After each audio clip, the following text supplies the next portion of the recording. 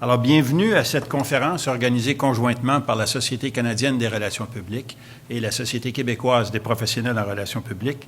Je m'appelle Guy Versailles et j'aurai le bonheur d'animer la rencontre de ce matin. We are privileged to welcome to Montreal this morning members of the board of the Canadian Public Relations Society for this important event, hosted jointly by CPRS and the Société québécoise des professionnels en relations publiques.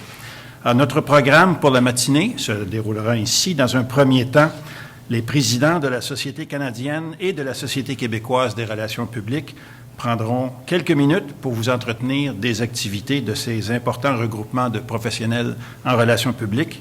Par la suite, notre conférencier prendra la parole. Une courte pause suivra la conférence de M. Tisch, après laquelle nous entendrons les commentaires de nos 4 panélistes. Suivra une période de questions avec la salle et enfin, un dîner buffet nous permettra de prolonger les discussions entre nous. Pardon. This morning's conference will bring us to the very cutting edge of what public relations are about today. This important knowledge must be shared widely by public relations professionals and in academic circles.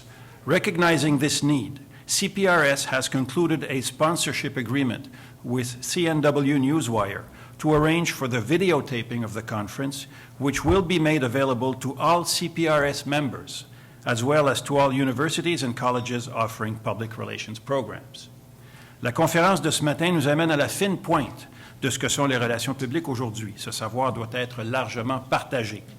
Voilà pourquoi la Société canadienne des relations publiques a conclu une entente de commandite avec la société CNW Newswire pour que la conférence soit captée, images et son, et rendue disponible à l'ensemble des membres de la Société canadienne et de la Société québécoise, ainsi qu'aux universités et collèges où les relations publiques sont enseignées. Je demanderai à tous et à toutes de faire ce que je vais faire à l'instant, c'est-à-dire éteindre mon appareil cellulaire ou le placer en sourdine. Please turn off your cell phones or place them on mute. Mesdames et messieurs, ladies and gentlemen, please welcome the chairman of the Société québécoise des relations publiques. Je vous demande d'accueillir le président de la Société québécoise des relations publiques, M. Dave Barrett.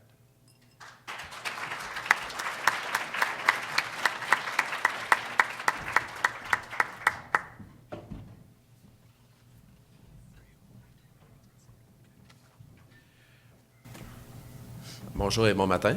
Donc, pour la majorité d'entre vous, vous me connaissez. Je n'ai pas le plaisir de toutes vous connaître malheureusement. C'est un plaisir de vous rencontrer durant la journée.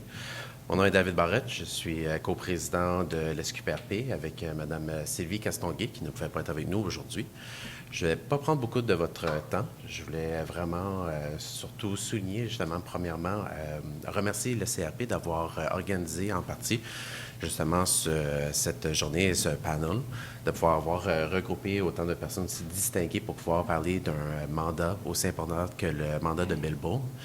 Je crois que c'est important de pouvoir souligner un tel événement et un tel mandat, étant donné que dans l'ère que nous vivons en ce moment, un des atouts les plus importants pour les entreprises avec lesquelles nous travaillons, que ce soit comme un client ou que nous travaillons directement dans l'entreprise, c'est la réputation qui est le plus cher en ce moment pour eux. C'est facile de pouvoir la détruire en très peu de secondes. Et en tant que professionnels en relations publiques et en communication, nous sommes vraiment les meilleurs outillés pour pouvoir aider ces personnes, de pouvoir aider les entreprises et les mener à bien et s'assurer justement que leur réputation et que leur communication soit faite de très bonne façon et de pouvoir aller plus loin. Et justement, donc aujourd'hui, rentre dans la même lignée de la majorité des formations que nous offrons à l'SQPRP à l'année longue, dans le développement de professionnel, mais aussi le colloque qui se donne presque tous les automnes au mois de septembre. Et aussi, en même temps, avec les prix d'excellence qui auront lieu bientôt le 30 mai, où on vient célébrer l'excellence. Donc, on veut toujours venir remontrer à quel point que c'est important de pouvoir œuvrer, aller plus loin, de pousser justement notre profession, nos professionnels, que ce soit les jeunes et les plus seniors, de pouvoir partager et collaborer. Donc, aujourd'hui, le mandat de Melbourne, avec justement le panel que nous aurons aujourd'hui, nous aurons la chance d'approfondir plus loin notre profession et de pouvoir grandir ensemble à ce niveau-là. Donc, je voulais remercier nos panélistes, le CRP, et aussi Guy Versailles et Lucienne Fabien d'avoir organisé justement l'ensemble du colloque et du panel d'aujourd'hui. J'ai le plaisir maintenant, je vais vous présenter M. Richard Turcotte, M. Richard Turcotte du la CRP, qui va pouvoir venir présenter par la suite. Merci beaucoup.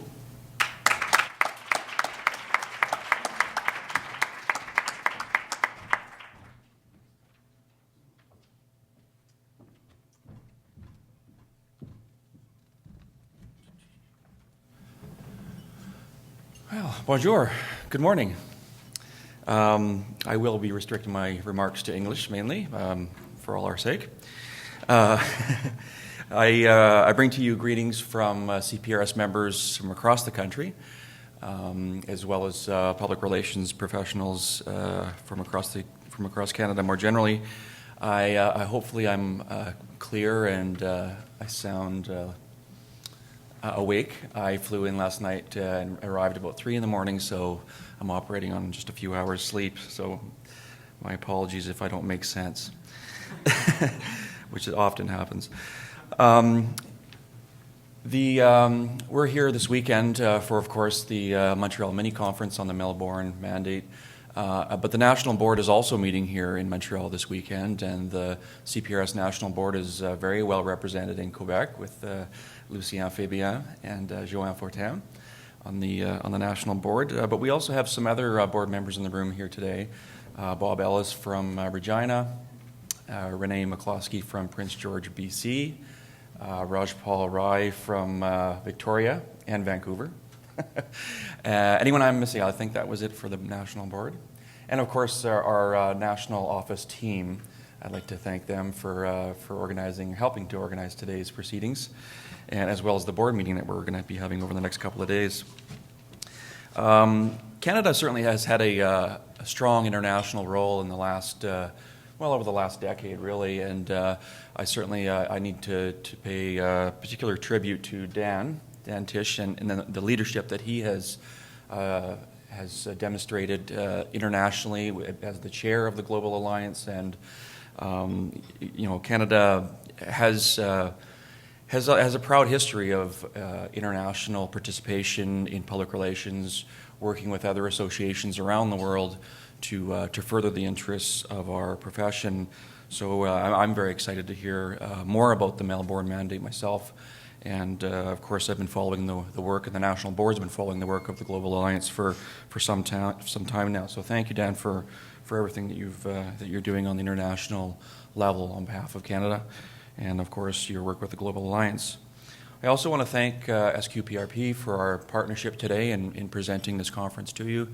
It's very much appreciated and valued. And also to CMW, and I know there's already been some thanks, but CMW for recording the proceedings today. And thank you very much for your sponsorship, your support.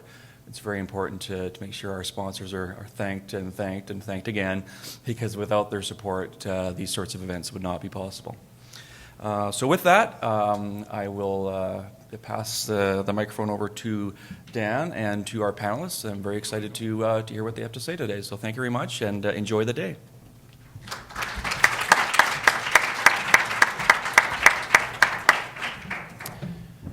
Merci, Messieurs Barrett et Truscott. Our speaker is an accredited member and a fellow of the Canadian Public Relations Society. Né à Madrid, élevé à Toronto, notre conférencier a complété des études en sciences politiques et un MBA en marketing à l'Université Queen's. Il a occupé diverses fonctions au gouvernement du Canada, conseiller en communication au Bureau des relations fédérales provinciales, Special Assistant to the Ministers of Immigration and Health and Welfare, Executive Assistant to the Minister of Communications, Senior Policy Advisor and Acting Chief of Staff to Canada's Minister of Foreign Affairs, Chief of Strategic and Communications Planning for the Telecommunications Sector of Industry Canada.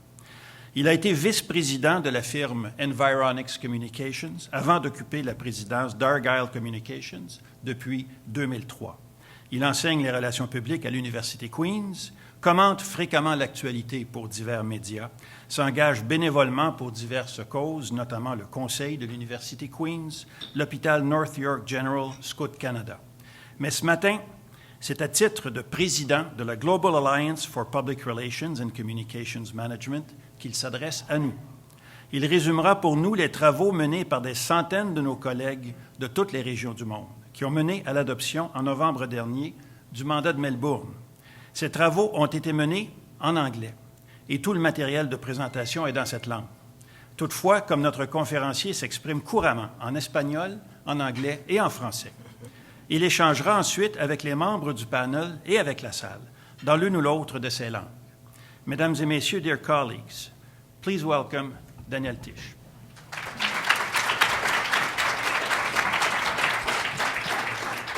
Merci beaucoup, Guy. Il faut que je commence par vous rassurer que ça va être le grand part en anglais de mon discours, un petit part en français, mais rien en espagnol aujourd'hui.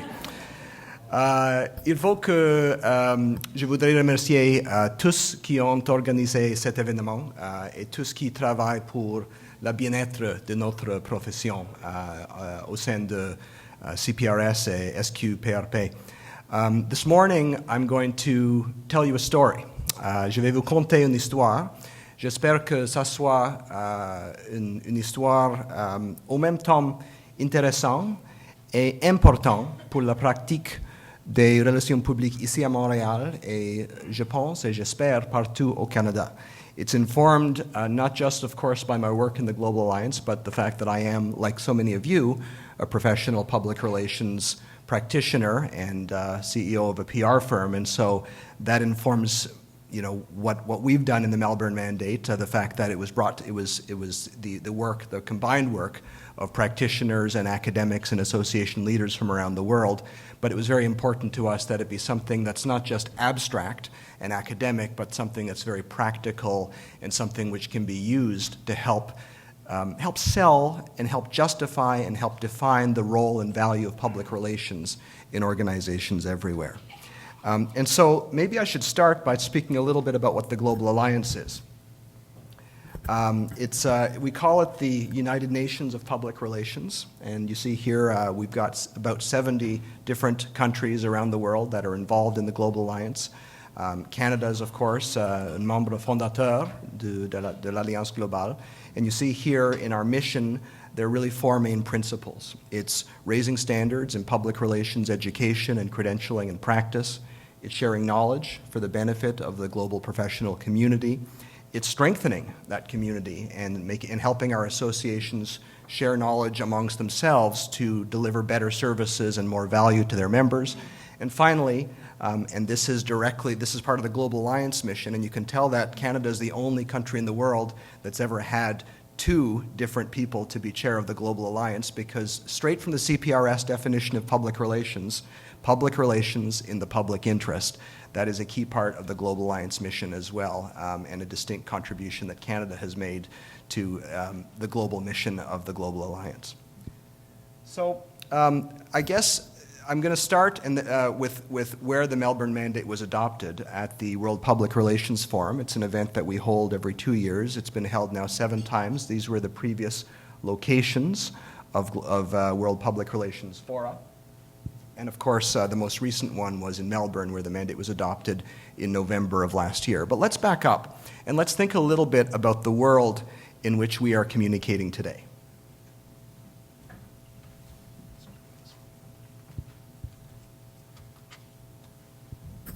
So it's no secret to anybody here, and everybody here is very familiar with all of the incredible changes that we've seen in the world. We've seen a financial crisis from which Canada was thankfully somewhat insulated, but nonetheless we felt the impact here. But in my travels, I've been on every continent in the world in this role as Global Alliance Chair, and you can really see just how deeply this has touched not just economies but societies. It had not just an economic impact, but a social impact. And I think we've really gone from having a global economic crisis to a fiscal crisis, which was solved largely through debt, to a social crisis, which is now creating great tension in many parts of the world. And we see this in the news and in the headlines that we read and hear and see every single day. And to take you back 2 years to where this all started, it started in Stockholm at the last World Public Relations Forum, where we heard a speech that really stuck with me by Dr. Klaus Schwab, who is the CEO and founder of the World Economic Forum. And he spoke about 5 major trends, 5 things that were shaping the world today. And you see here what he said to us. And he talked specifically about how these trends are affecting communicators. Time compression, the fact that we've had to digest more in one generation, as much change as previous generations had to digest in 100 years or more. Think of the internet or genetics as examples of that. Complexity, the fact that the World Economic Forum at that point had a list of 78 major threats, political, social, environmental, economic, that were facing the world. The interconnectivity and the interdependence of issues, the fact that a bank collapse on Wall Street can cause unemployment in a village in China, right? We're more interconnected than ever before, and more interdependent. The boundaries between the political and the social and the technological and the cultural, they're dissolving more quickly every single day. And finally, he spoke about a change in context. A change in context, and he talked about 2 things. He talked about a shift in power in the world from west to east. He talked about a shift in power in the world from north to south. But I think the biggest shift that he didn't talk about, but I think is really critical for communicators to think about, and it's one that we know very well, it's the shift in communication power from organizations to audiences. We see that every single day. Our organizations struggle to cope with it every single day. And it's a challenge that we have to think about in the context of what's happening in the world. Because, let's face it, our organizations are having real difficulty adapting to this new age, and our executives are having great difficulty. So what can we do? We've moved from an age of value chains to an age of value networks. And the way, if you think about the way we make decisions as citizens or as consumers, it's never been less linear than it is now. There's such a range of different social capital that affects every decision that we take, every decision that we make. And if you think about the evolution of influence, we're in a world now where the news cycle has never been shorter, and the legacy, but thanks to the internet, the legacy of that news has never been longer. I remember 25 years ago when I started practicing public relations, as per Guy's kind introduction in the federal government, it was relatively straightforward. It was challenging, it was stressful, but in terms of the news cycle that we had to deal with, we would get, I worked, as he said, in Ottawa. I worked for a couple of cabinet ministers. We would get to work early in the morning. We'd go through a stack of clips, of news clips, and we'd say, what's going to come up in the House today? We'd say, what does the minister need briefing notes on? I'm sure this will be familiar to many people here. I know many people here have worked or do work in government in Quebec or in Canada. And, we would then say, okay, well, we'll get ready for question period, and we would then see the results of our work on that evening's news or in the next day's newspapers. Now, as we all know, it's instantaneous. News breaks at 10, it's on the web at 10:15, if it's controversial, it's all over the world, and so the result is what used to be a small, local, possibly containable operational risk has now become a massive global reputational risk that we have to think about. And the media itself, as we all know, is not immune from criticism. I followed Occupy Wall Street quite closely and wrote a little bit about it. And it was really interesting over the course of that movement to see the coverage of the media and how the coverage of the media was critiqued with great power by activists. And so here's a piece which ran in the New York Times, 2 pieces, 20 minutes apart. And I'll read it for you since I think you're a fair ways from the screen. But on the left side, the headline says, "Protesters arrested on Brooklyn Bridge." It's basically making the point that the police invited the protesters onto the Brooklyn Bridge and then arrested them for trespassing when they crossed the bridge. 20 minutes later, the New York Times updates the story, and now it says, in a tense showdown over the East River, police arrested hundreds of Occupy Wall Street demonstrators after they marched onto the bridge's Brooklyn-bound roadway. So now, who's the bad guy here? Well, now it's the protesters. And so this was, aha, gotcha. This is evidence of how perfidious the New York Times was. What's the real story here? Well, like any responsible journalistic organization, there was a bit of context that changed the story. The truth of it was that the police said, yes, use the bridge, but please use the sidewalk, not the road. If you use the road, we're going to have to arrest you. But was that mentioned in what the activists circulated around the world? Of course not, right?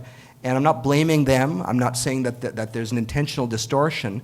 It's just a fact that context is lost when we try to communicate today, and it's a real challenge to give executives and organizations and stakeholders and audiences that context.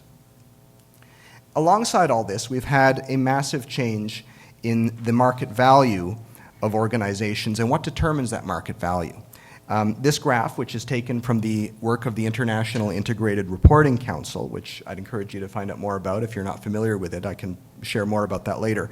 But it demonstrates that a few decades ago, 80% of a company's market value could be traced through to its financial statements. Today, only about 20% of market value can be accounted for by financial and physical assets. And so other factors, trademarks, copyrights, patents, and of course reputation, take up an increasing part of a company's value. But yet, the reason the International Integrated Reporting Council exists and why the Global Alliance is represented in this council, which is pioneering a new form of reporting that we call integrated reporting, the idea being to take sustainability reporting, which has been a growing trend in the last couple of decades, and financial reporting, which has obviously been around much longer, and integrate the two of them so that the stakeholder and the shareholder alike can emerge with a sophisticated and full, broad view and deep view of the organization's strategy and its performance and future risks and opportunities that might affect this organization. That's the reason it exists. But the reality today is that annual reports are not delivering shareholders or stakeholders what we need, because annual reports focus primarily on financial performance and on past performance, not on the full range of capitals that are used and combined by the organization in creating value and in measuring that value and evaluating future risk to the organization. At the same time, even since 2010, when we last held the World Public Relations Forum before this one, we all know this: we are approaching the most extraordinary, one of the most extraordinary milestones in human history, the potential connection of every person on the planet to every other person on the planet. And so you can imagine, obviously, it's something we all know here, but putting it in this context, how can we look at how communication is changing the world and how communication itself must change as a consequence? And so my thought is that we're facing a few paradoxes as communicators. The first is a paradox of complexity, the fact that we understand complexity more than ever before. We're more sophisticated as consumers and as citizens, but we crave simplicity. And when we crave simplicity, this can have this is value neutral. This can be positive, right? So think of an appeal for help. In Haiti, for instance, when there was a disaster in Haiti or in Japan, and how quickly the international community can mobilize. I don't mean governments, I mean people can mobilize to donate, to raise awareness, to raise attention. So we can mobilize so very quickly when a powerful, simple message, a call for help, penetrates our consciousness. But yet, this can also be pernicious. Think of the seduction of fundamentalism or populist movements that have more nefarious purposes. And so it really is value neutral. The second paradox for us to think about, I believe, is a paradox of connection. The fact that we're more fragmented and more connected at the very same time. So we're in a situation, I believe, where it's easier than ever, thanks to the internet, to set up a blog or set up a website and reach an audience. But arguably, because of this fragmentation, it's tougher to find a mass audience. But yet we're more connected than we ever have been. So there's a paradox there. There's a paradox of control, the fact that never has it been more critical that organizations control what they do and what they say, but never has it been more difficult to control that message as it is disseminated and read and spread around the world by legions of stakeholders. So it's kind of like this: nous tenons les ballons en l'air, mais tout le monde détient une épingle. We own the balloons, everyone else owns the pins. Finally, there's the paradox of our profession. The fact that if you look at the way we are portrayed as an industry, as a profession in the media, it tends to be one of two things. We're either evil or we're frivolous.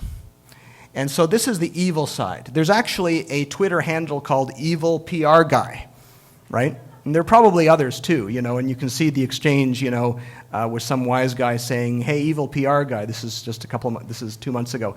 Isn't calling yourself an evil PR guy a double negative?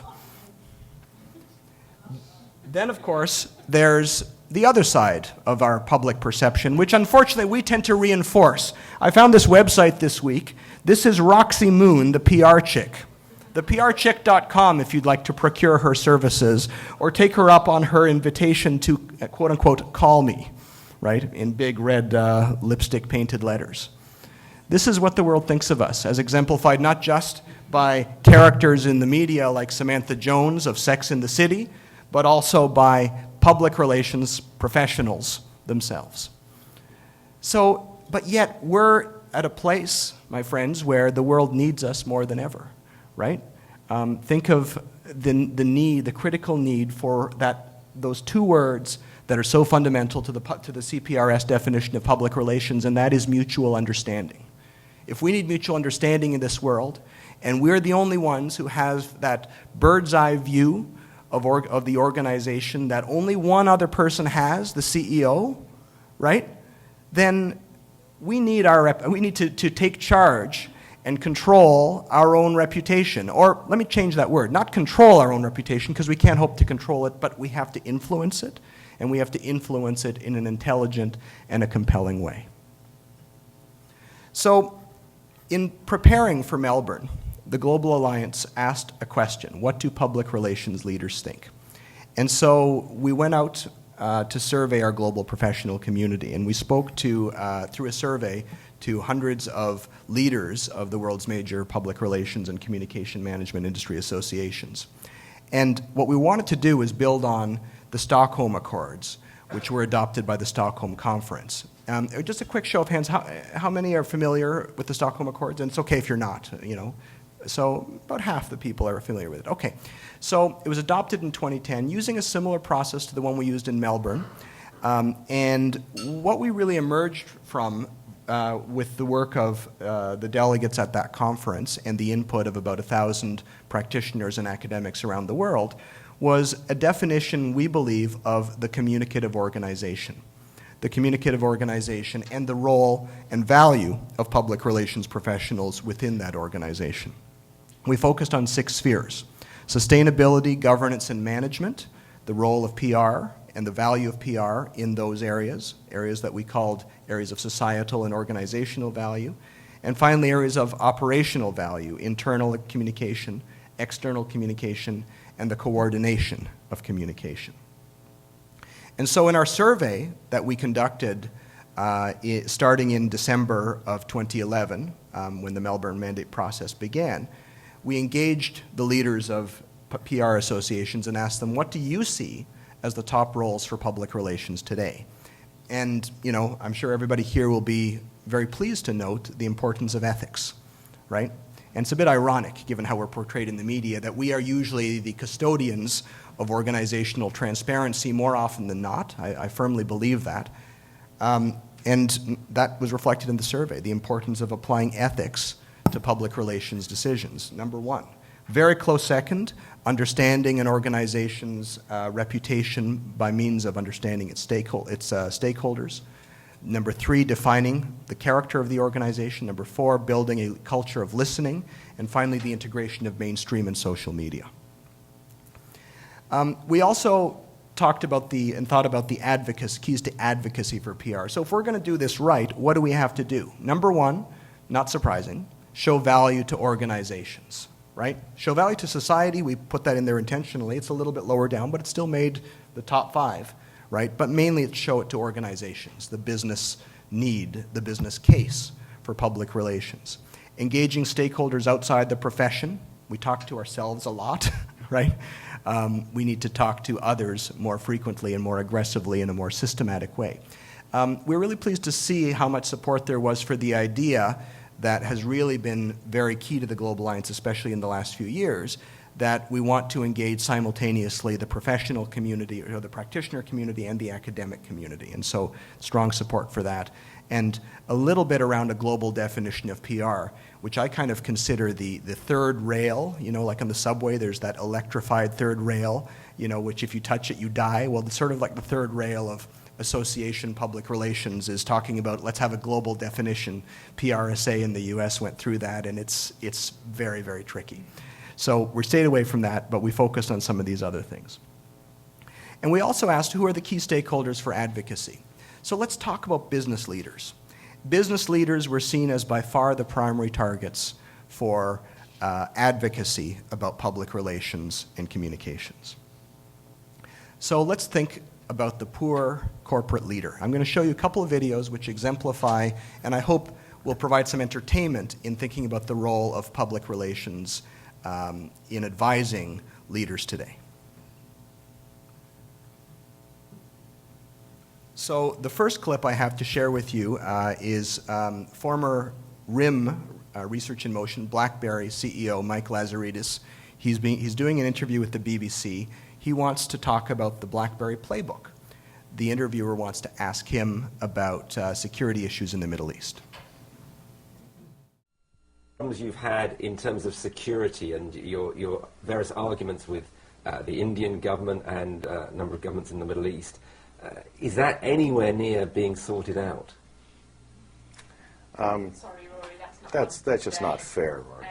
And we're really up on time. Is there one more question you want to ask? Because first of all, it's not we have no security problems. We've got the most secure why is that platform. not a fair question to ask? Well, because you said, you implied that we have a security problem. We don't have a security problem. Well, you have an issue, have a controversy. No, we don't. We've just been singled out, right? Because we're so successful around the world. It's an iconic product. It's used by business, it's used by leaders, it's used by celebrities, it's used by consumers, it's used by teenagers. I mean, we just singled out, you know, that just because of our success. But is that being sorted out now? You're confident that that issue is being dealt with? We're dealing with a lot of issues, and I think that you know, we're doing our best to deal with the kind of expectations that we're under. And you're confident that we've got a lot of listeners and viewers in the Middle East and in India. You can confidently tell them they're going to have no problems with being able to use their BlackBerries, and you being able to give them assurance that everything they give is secure. That's over. Rory, Interview's over. We're up on time. Is that Please, you can't use that, Rory. That's just not fair. That's not fair. Well, Sorry, it's I hear not what you're fair. saying, We've but dealt with this. Come on, this is a national security issue. Turn that off. So you got a feel for Mike Lazaridis, you know? You know, he wanted it to be about the playbook, but the journalist wanted to ask something else. Now, this is a familiar sight. We've all seen this before over the course of our careers, these sorts of things. What does the journalist want it to be about? What does the spokesperson want it to be about? It's a classic spokesperson challenge. But I worked with Mike Lazaridis once about 10 years ago. And he wasn't the client directly. The client was the Ontario government. We were organizing an event called the Ontario R&D Summit. And RIM was so hot then. It was so hot, right? You know, and so he'd put this global publishing power in our pockets. And so he was a deity. And so we were worried that while we had a great coup in getting him as the keynote speaker, that everything the media would ask him about would create stories not about the summit, but about RIM, about Research in Motion. And he was awesome. He stood up there and he said, nope, I'm not answering any questions about RIM. Today is a day to talk about Ontario's research and development strategy. And we're going, yeah, right? As any of you would, you know, if it was your client, right? Admit it, right? It was a great success for us. But what worked then doesn't work now, because the stakes have changed, the game has changed, the power dynamic has changed, not just the media, but the fact that content can be spread and viralized so quickly. And so all around the world, as this clip spread, what did he want it to be about? The playbook, which sits in his hands, forlorn, untalked about, and unloved, then and now. And what's it about? It's about security. Let's watch one more. This is, some of you may have seen this, it should have been on the comedy circuit. Dr. Stephen Duckett, I wanted to choose a public sector example. He's the head of Alberta Health Services. It's about a year and a half ago, close to 2 years ago. He's been criticized by MLAs in the provincial legislature, and he's called a news conference in 30 minutes. They don't want to wait 30 minutes, they want to talk to him now. Excuse me, Mr. Duckett, do you mind just taking a few minutes with me just to answer some questions? I think people do want to hear directly from you, though. Is there a chance that you could just speak with us just for a second? No, we've got you know, I don't need a quick. What do you think of Raj Sherman's criticism of AHS and criticizing that you've been making overhead decisions? Sorry? Don't you think the Albertans want to hear what you have to say, Dr. Duckett? Well, we'll wait for you to finish. Do you have a response to some of the criticism that MLAs are directing directly at Alberta Health Services? I'm still eating my cookie. Okay. Okay, well, we'll give you a second. Right, yeah. We've got a meeting Sure. to go to, so.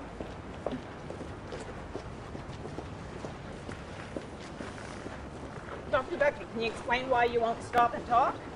I'm eating a cookie. I mean, We can wait. We don't mind waiting. Is there any way that you just for a minute, just to take a? I think people are interested in hearing from you, sir. I'm interested in eating my cookie. Isn't it rather ridiculous that you're talking about eating a cookie when the associate minister is Let me talking say about a this to you. We have issued a media advisory which says the media is available to talk in about 30 minutes. Isn't it ridiculous that the media are not prepared to go to the media scrum? And I'm eating my cookie. But I think people are interested in hearing from you as the head of Alberta Health Services. Right this way. Oops, sorry. We're going to cross the road. Is this a problem that can be fixed in 4 years, sir? Do you think? Have you heard All right. my answer? What did I just say? Well, I think people want to hear from you. Is it acceptable that they're having to wait 4 years? Did you hear to what see I an just improvement? said? I said I'm eating my cookie. Why is that the image you're wanting to portray to Albertans, that you're eating a cookie? Like, these are serious problems that have been talked about and raised.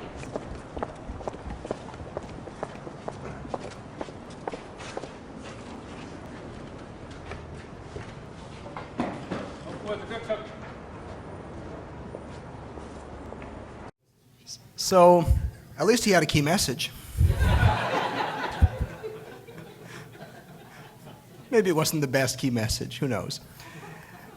But look, you know, you got to feel for him too. I feel for him. We've all been in this situation, right? We've called a news conference. The media doesn't want to wait for the news conference. And what's so bad, theoretically, about just saying, we've got a news conference, you know, we're not speaking until the news conference? Obviously, it's perfectly a sustainable message. And again, you know, we all know, a lot of very senior people here, we all know that what he should have done in this situation, obviously, right? You know, one of two acceptable options. Either turn around and say, look, we've called a news conference in 30 minutes. Please join us in 30 minutes. I'm not able to share anything here on the freezing street, and I want to enjoy my delicious baked goods. However, that's one acceptable option. Probably a better option would be, look, nothing is more important to Albertans, we realize, than their healthcare system. And as the CEO of Alberta Health Services, I take these concerns very seriously. In 30 minutes' time, I look forward to addressing them. Please join us at the news conference, and I'll share as much as you need me to at that time. Whether it's either he's the spokesperson or whomever's the spokesperson, that would have been, again, perfectly acceptable response.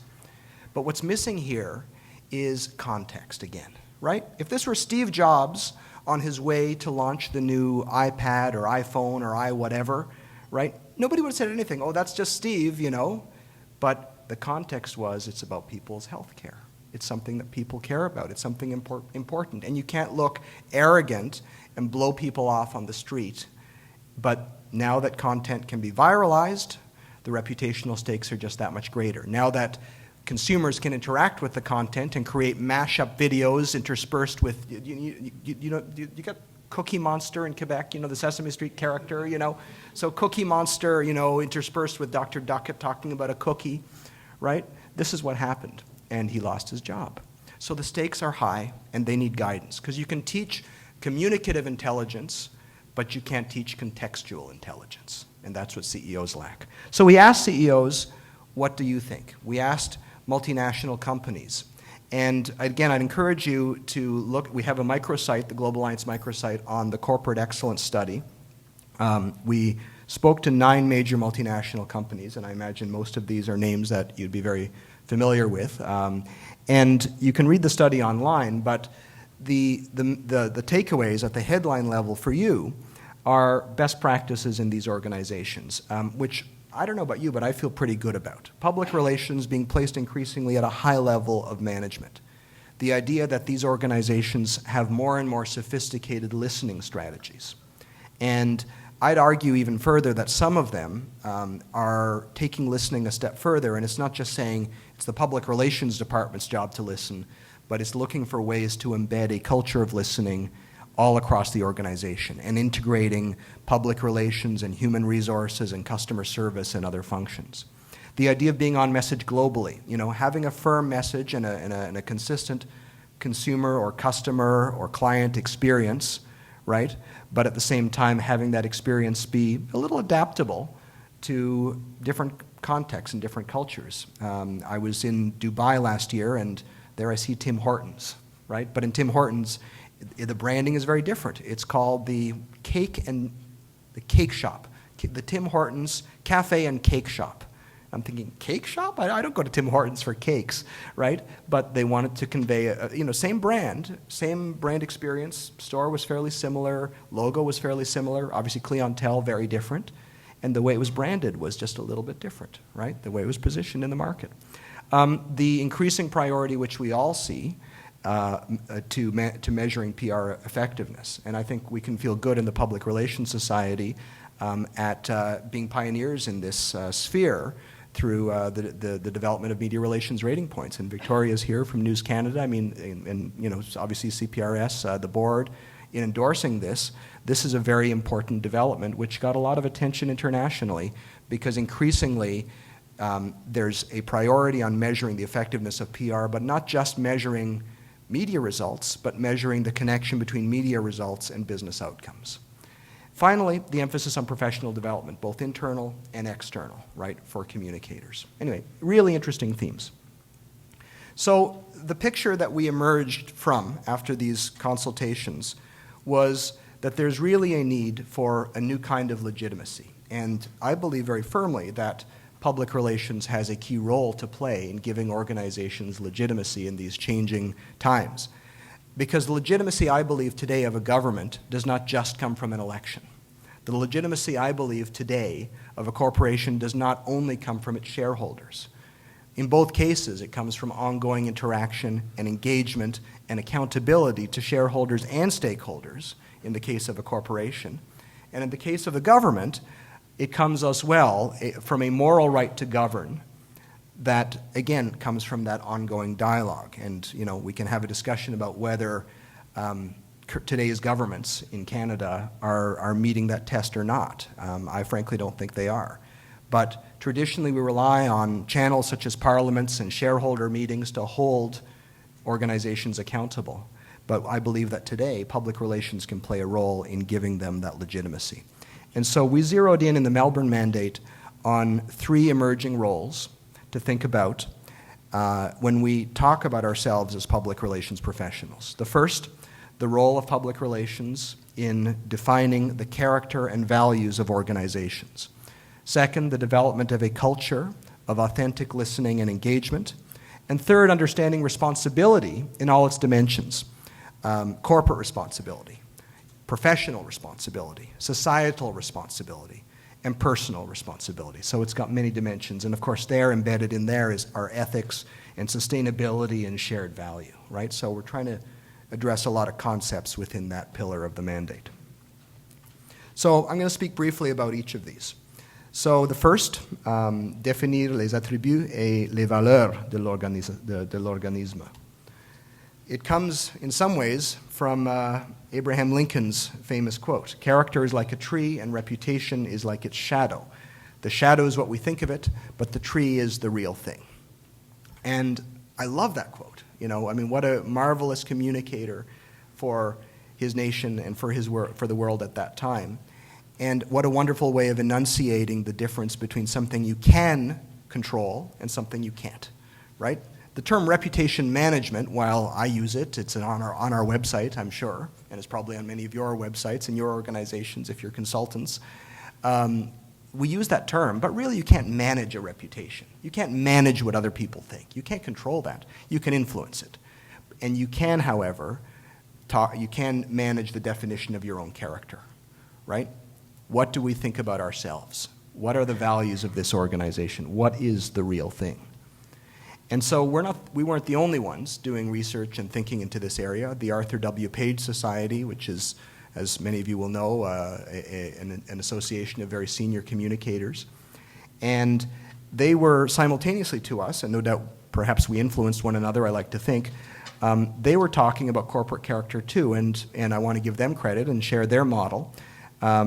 They believe that it starts with a sense of corporate character, that communication starts with that. What are our beliefs? What are our values? What is our purpose? What actions do we take, and how does all this make us unique? They argue that influences the audience or the decision maker, the stakeholder, and his or her belief. And then, depending on the decision we want them to take, that leads to action. Action leads to confidence, and confidence leads to what they call, in a marvelous turn of phrase, advocacy at scale. The idea being that one-on-one advocacy from the stakeholder or the audience member to their peers is ultimately, in today's world, what is going to help sell products and services and issues and causes and ideas. So if public relations is about what we want audiences and stakeholders to think and do, their argument is it starts with that sense of corporate character. A great example is Zappos, the American shoe retailer. Do you guys know Zappos? Have you heard of Zappos? A few people? They sell shoes online. Not a very sexy business. But it's an example, though, I think, here of how values and principles and character can be put on a wall, right? How many organizations put mission statements and values and stuff like that on the wall? They do too. Powered by service, that's their office wall. But yet they make it real. And they make it real through counterintuitive decisions, such as the principle that if you're working for Zappos on a call center and you're taking a call from a customer, you can't hang up until the customer hangs up. As long as that customer wants to keep talking, you keep talking to the customer. Now this turns, so they have these legendary customers who talk to them for hours and whatnot, and this turns traditional business wisdom on its head, right? If you think about call centers, the very idea of a call center is it's externalizing the costs of customer service and pushing them onto our customers, right? By making them wait in these frustrating, s'il vous plaît, patientez, right? Right? We're waiting online for service. They're turning it on its head and saying it's not about how many calls we take and how quickly and efficiently we can take them. It's about our principle. If we believe service is what we're all about and relationships with customers are what we're all about, we have to take that decision. And another principle of theirs, legendary principle, is that if they're out of stock, they will recommend a competitor's website. You want that, that pair of red shoes. Guy wants a pair of red shoes. He calls up Zappos. Oh, Guy's favorite red shoes are out of stock. But you know what, Mr. Versailles, you can find them online at the following site. Now he won't buy this pair of shoes at Zappos, but he'll probably buy his next pair of shoes at Zappos. And so again, that's turning traditional wisdom on its head too. But it's a great example, I think, of how you can take this idea of character and values and really make it real and embed it in the organization's expectations of its employees. So this is the Melbourne Mandate character model. And it really is looking at the dimensions of character, which we believed were values, leadership, and culture, and asking a series of questions and trying to suggest that public relations professionals ask these questions within organizations. Are we living our values? Do we have external support? Are we questioning and testing and reasserting and re-legitimizing our mission? In leadership, the idea of the leaders of the organization being coached and prepared to communicate the mission and to model character and values, right? Are we helping them do that? Down at the bottom right, are we enhancing and maintaining and protecting organizational authenticity and integrity? Are we the guardians of authenticity? And then on the far bottom left there, in looking at culture, are we ensuring that there are structures and processes and behavior and ways of working that reflect our values? Now, some of you may think, well, shouldn't human resources be involved in this? My answer is yes, of course they should. But given the view we have and the role we have in organizations, we have to be boundary spanners and we have to be sources of interdisciplinary collaboration. And Measurement is important, we heard, and so for a measurement standpoint, one of the working groups, the Organizational Character Working Group, developed this wonderful tool called the Integrity Index, which is also in the Melbourne Mandate.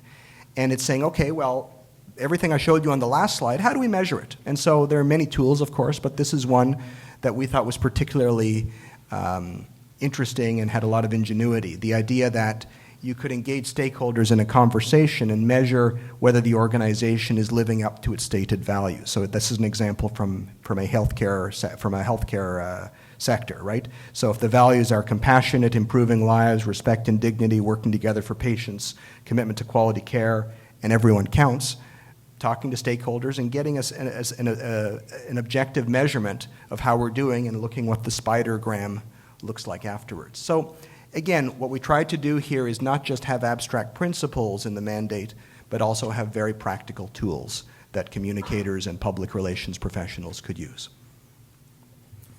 So, la troisième façon du mandat de Melbourne est développer une culture d'écoute et d'engagement. And here we know the power of a story. We know how it can be sparked, through salience or symbolism or conflict, how it can be fueled, the role of emotion and advocacy and this 24/7 news cycle that I spoke about earlier, and of course social networking, content that's viralized, that's read and spread. And then we all know, again, how to mitigate it, right? Through anticipation, through rapid response, through having the right partnerships with third parties who can attest to our credibility and the work that we do and the authenticity of who we are. And finally, a sense of fairness, right? Are we seen to be fair? The stakeholder may not agree with the decision that we take, but if they feel the process has been fair and that we have listened to them, we're much more likely to put out the fire or stop it from happening in the first place. And so, there are various tools that are used, that we're using in Canada right now. This is one from Sysomos. I'm sure many of you use it in practice. But, we find it very helpful at Argyle in helping to understand breaking issues and threats and opportunities for our clients. And so, obviously, this is just the first step, looking at the buzz graphs. But when you see words like change, impact, jeopardize, uncertainty, stakeholders, stall, and fight, it's probably a signal that you need to dig a little deeper and understand what the world is saying about you and what the conversation is saying. The other thing, of course, is mapping stakeholders. Again, something sophisticated communicators are doing everywhere. And, I like to suggest that we look at 3 dimensions: engagement, influence, and support. So are we engaging our stakeholders? And if they're engaged, how influential are they and how supportive? This little dashboard here shows you a stakeholder that we should be worried about, right? This stakeholder is not engaged, they're highly influential, but they're not supportive. That's the ticking time bomb, right? And then, of course, there are wonderful tools from organizations like the International Association of Public Participation that also help provide guidance to communicators and to organizations about when to engage stakeholders, right? So and really the key question is, what is their level of influence? And that's the bottom line of the chart. So if the stakeholder has a low level of influence, maybe one-way communication is okay, right? But at the other end of the spectrum, if it's a high level of influence, we really have to treat that stakeholder as a partner and co-create content with them.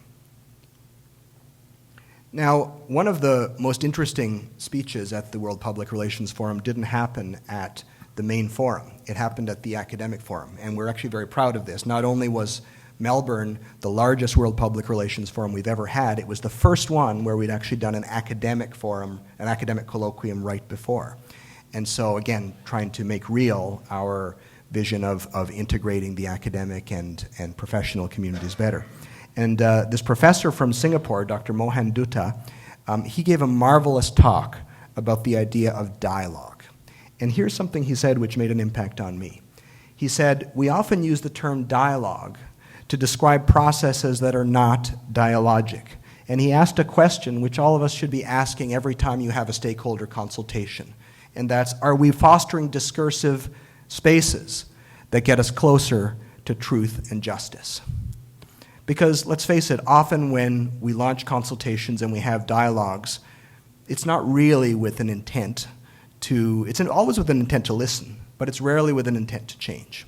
And his point and his challenge to us was, well, the very nature of dialogue implies that both parties are open to change, right? And I thought it was a really, really important principle, an important challenge to us as a community. The final area of the Melbourne Mandate is understanding and instilling responsibility. And so I alluded earlier to the work of the International Integrated Reporting Council, and this is a model that comes from them, and something we've been working on in the Global Alliance as well. The idea of thinking about how organizations create value. And obviously, it's easy to think about the financial, it's easy to think about the hard assets, but the point that they make and that we endorse is that in creating value, organizations are really working with different forms of capital. So there's financial capital, there's manufactured capital, human, intellectual, natural, and social capital. Social, of course, is where relationships lie, where that's our zone. And so in combining all of that, the organization creates new value, you know? And we have to ask questions. Okay, so are we creating more value, or are we subtracting value in some areas? And if so, how are we explaining that to shareholders and stakeholders, and how are we giving them a sense of future risks that the organization faces as a result? There are some really interesting comments that have been made in the last year alone about the way organizations can talk about non-financial measures and correlate their performance to return on investment. Howard Schultz of Starbucks saying there's a new movement to recognize the need for achieving the balance between profits and social conscience. The head of CRD Analytics talking about General Electric, GE, how they've been able, in his view, to articulate sustainable development ROI, he didn't say this, but to their shareholders, in plain financial English. Higher market share, higher revenue, better profits, better dividends. Paul Holmes, who was at the World Public Relations Forum, editor and founder of the Holmes Report, which follows the global PR industry, he says every time an organization makes a major decision, there are 4 significant sets of implications: operational, financial, legal, reputational. And Charles Elson from the University of Delaware Center for Corporate Governance, an expert on corporate governance, saying, I believe in shareholder primacy, but I also believe that unless you're honest and take care of the other stakeholders in your business, employees, customers, suppliers, community, you are never going to create the profitability from your shareholders that you're required to under the law of fiduciary responsibility. So it's the obligation, in his view, in his analysis of corporate governance. And so, like CPRS has done and helped to lead, the Global Alliance, too, has a global code of ethics. And I'd encourage you to look it up. globalalliancepr.org is the website, globalalliancepr.org, and you can find out actually about all of the stuff that I've presented today. But what I particularly think is interesting about the Global Alliance Code of Ethics is that it provides guidance to professionals around how to use it, right? So the process that professionals should follow in understanding whether there's an ethical issue and defining it and resolving it, right? And so I'd encourage you to look at that and share it with your teams. Harold Burson, one of the great founders of the profession who's still alive today and still communicating, he says, at first they told us, here's the message, go deliver it. Then it became, what should the message be? Now it's, what should we do? So that's a pretty compelling responsibility for public relations, asking that question, not just what should we say, but what should we do? And here's an endorsement of the Melbourne Mandate from none other than Professor James Grunig. He's a note he sent to me and to Jean Ballin, who was my co-author of the Melbourne Mandate. He said, I like the document very much, and I think it states my understanding of what public relations is and what the understanding of the obligations of a professional are. And he particularly liked what he interprets as a behavioral strategic management, his core principle, role for public relations, as well as the emphasis on relationships, ethics, social responsibility, sustainability, organizational governance, continuous learning, and research as parts of public relations. So very exciting to get that endorsement from such an eminent thinker in the profession.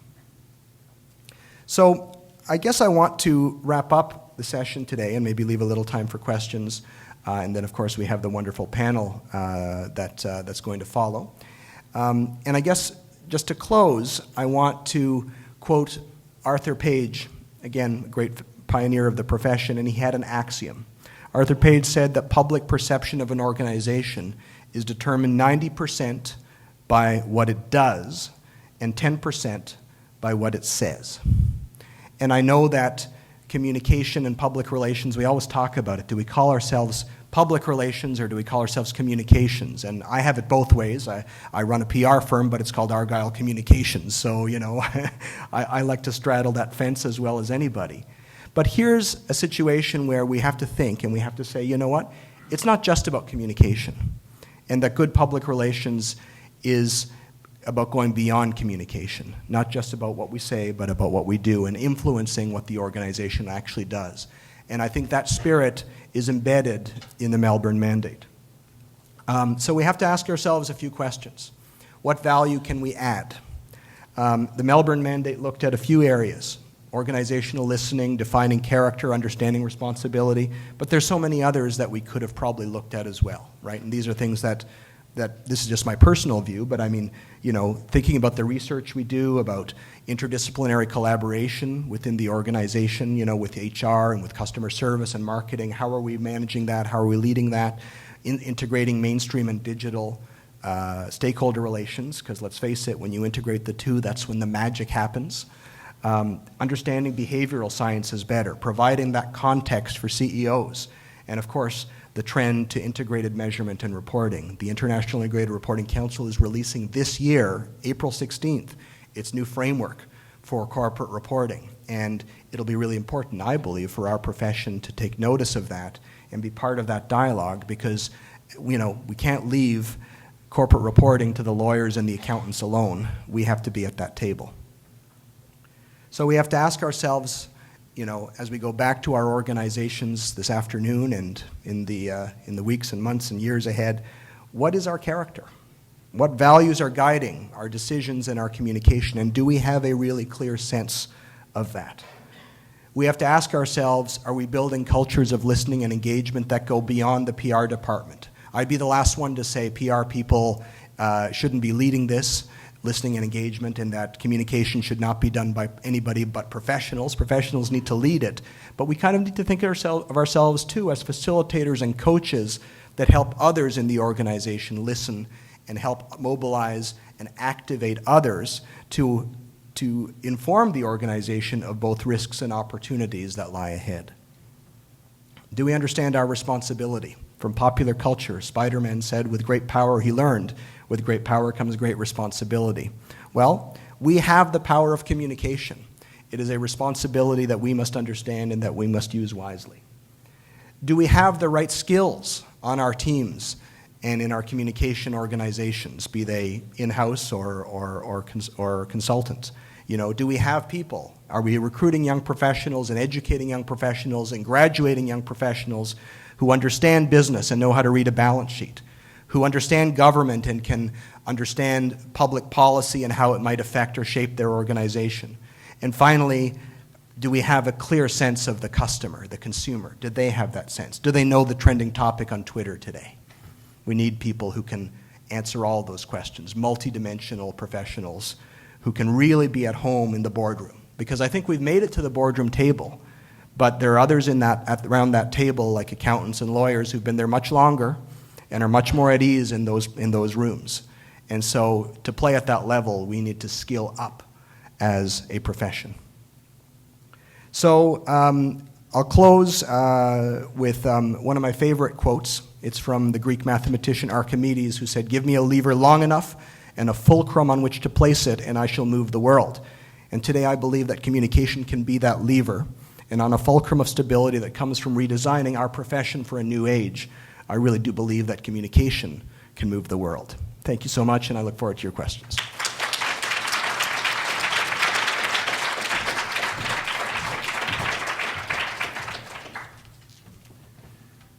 Alors voilà.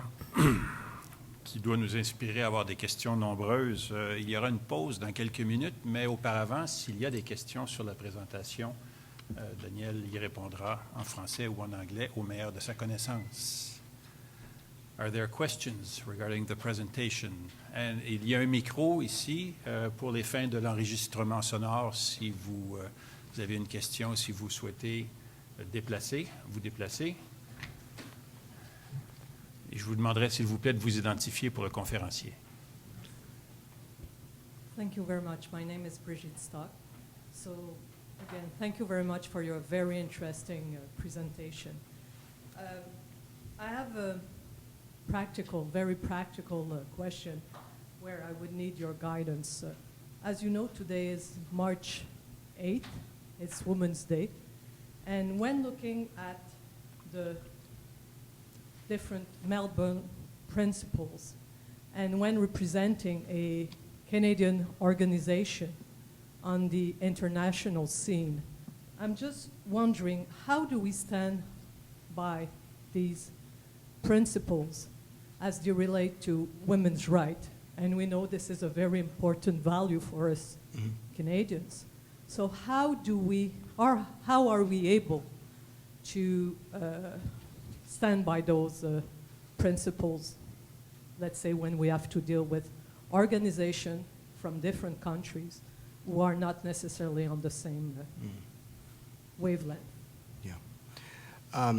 That's a really good question, and I think that it's unfortunate. I don't think it's one with easy answers. I don't have an answer to exactly what we need to do, but I know that in the Global Alliance, we deal with people in many different cultural contexts. We deal with people. It's absolutely right in countries where the status of women is not what we believe morally it should be, nor what we believe in terms of that it should be in terms of how well equipped that organization is for its future, right?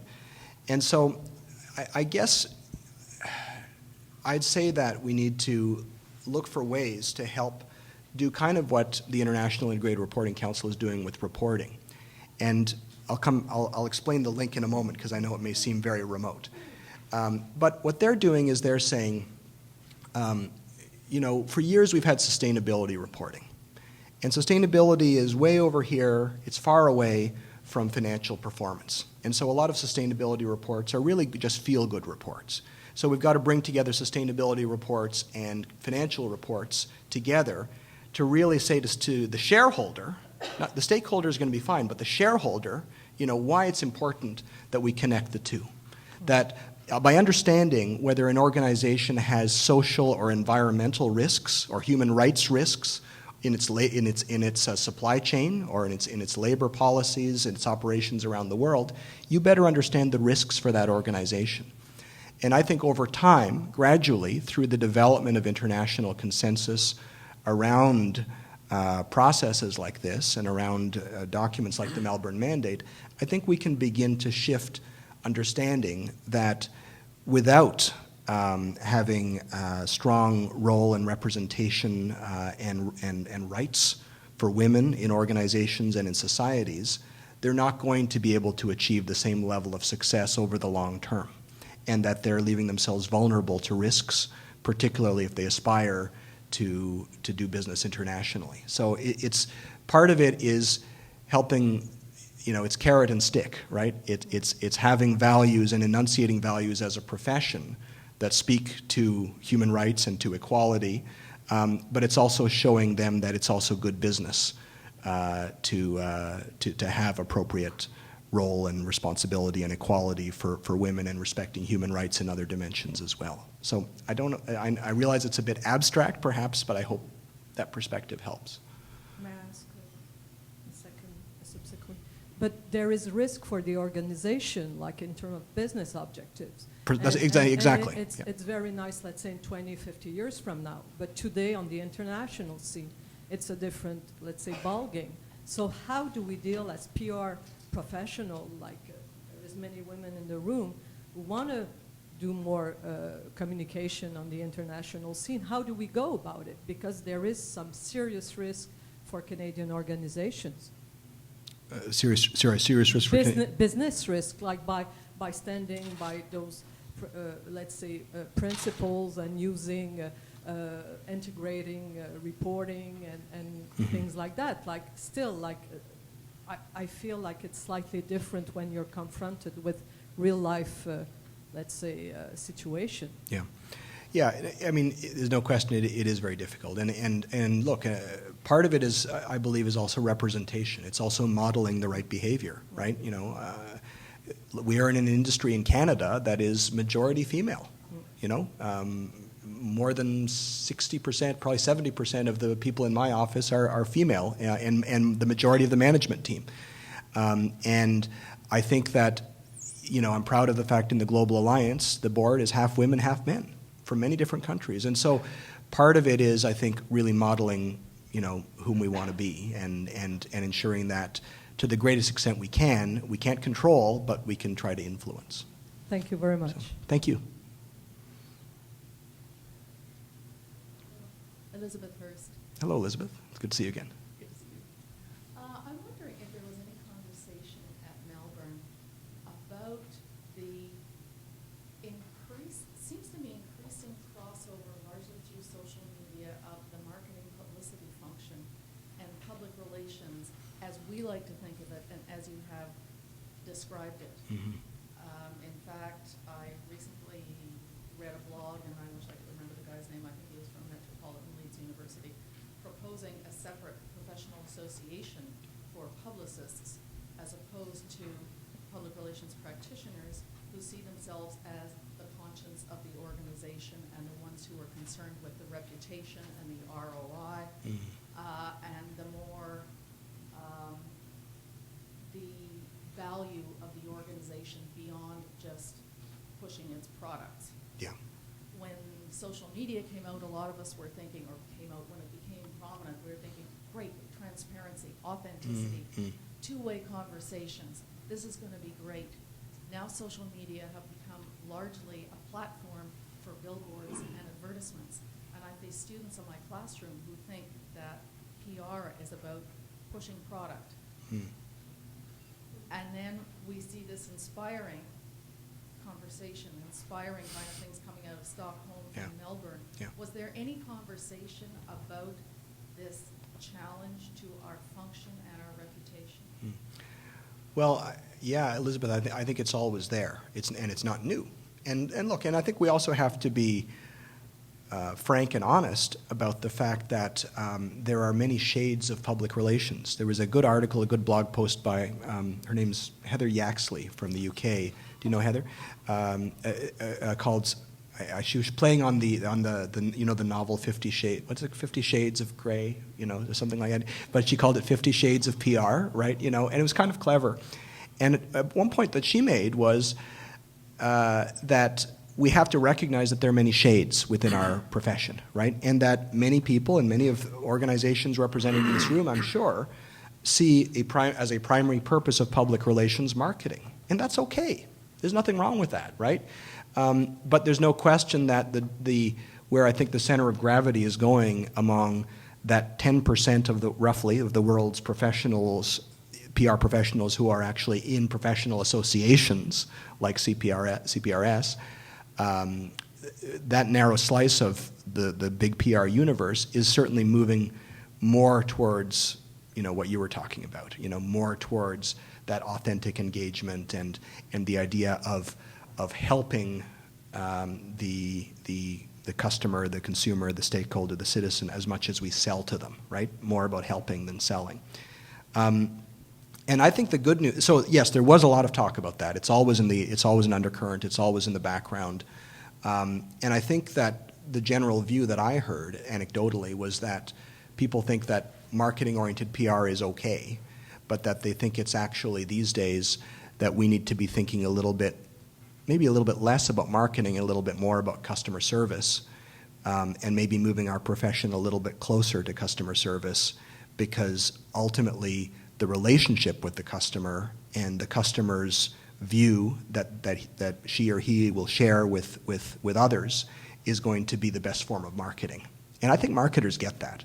And the challenge we face is what I call the battle at the boundaries, right? So it used to be, we have in Canada and in Quebec too, you have the Quebec Council of PR Firms, we have a national Canadian Council of PR Firms, the largest 25 firms in the country, we meet once a month. But yet, it used to be when we started this, we were meeting with our direct competitors, but no longer in many ways. So when we go up for RFPs or pitches to clients, we're frequently not competing against other PR firms. We're competing against digital agencies or specialty providers of different services, or even advertising agencies who've reinvented themselves for the new age, right? So I think we have to realize that and get comfortable with the fact that there's going to be a lot more ambiguity in the future about what we do, and not be afraid of that. So, thank you.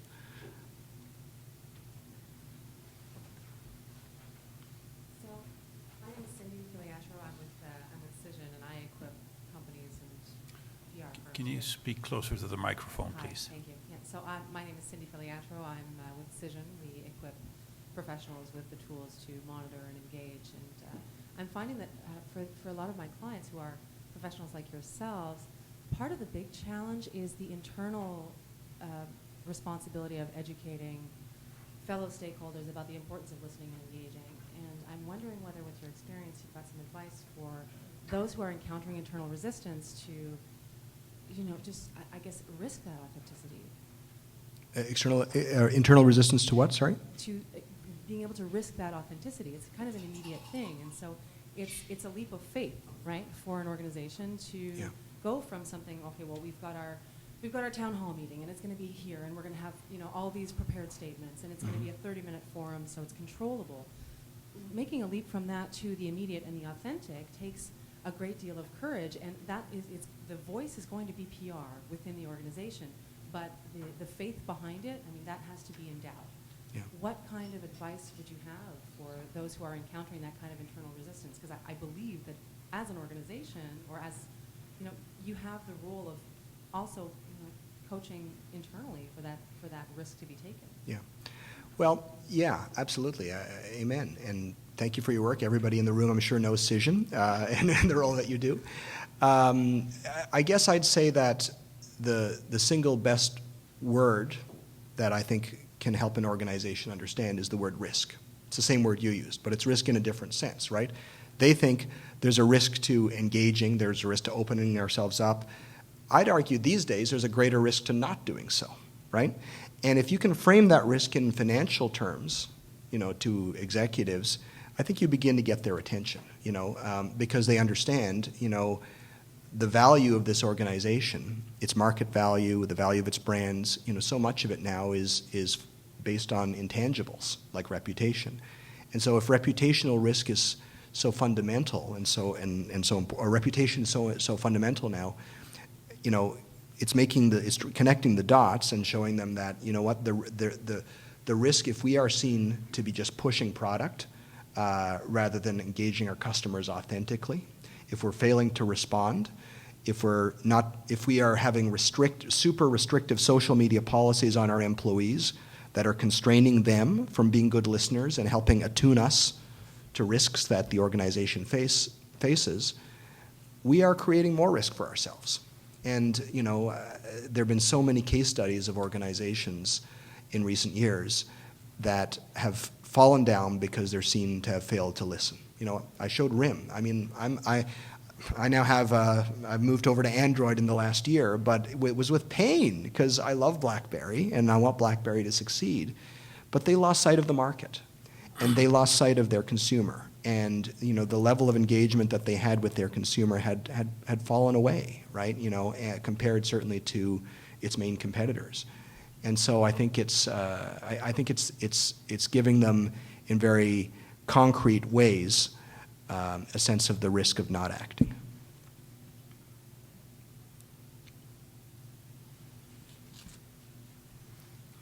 I think we've tired them out, Guy. Ils sont fatigués. Si.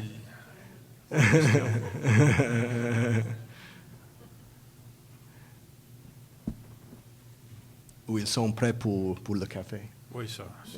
Et les croissants. Oui, alors Dominique Roy, je suis à la direction des communications de l'Union des producteurs agricoles. Ma question est la suivante. Remarquez que ça pourra peut-être mettre la table pour la suite, mais donc la société, en fait, moi je trouve bien ficelé ce mandat de Melbourne. Maintenant, il s'agit de le diffuser, de ce qu'on se l'approprie. Mais est-ce qu'il y a aussi un plan d'action? C'est-à-dire que, évidemment, dans un monde en mouvance dans lequel on est,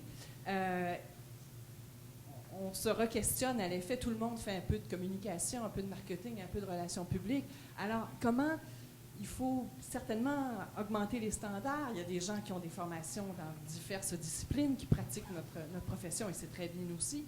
Mais donc, il y a quand même aussi là, on parle de rehausser les standards, de faire connaître nos j'allais dire skills, mais en français, donc nos connaissances, notre expertise et tout ça à l'extérieur, dans l'entreprise et à l'extérieur. Est-ce que donc, j'imagine qu'il y a aussi un plan d'action pour faire en sorte que ces résultats-là se fassent sentir progressivement? Oui, sans doute. Et merci Dominique pour la question.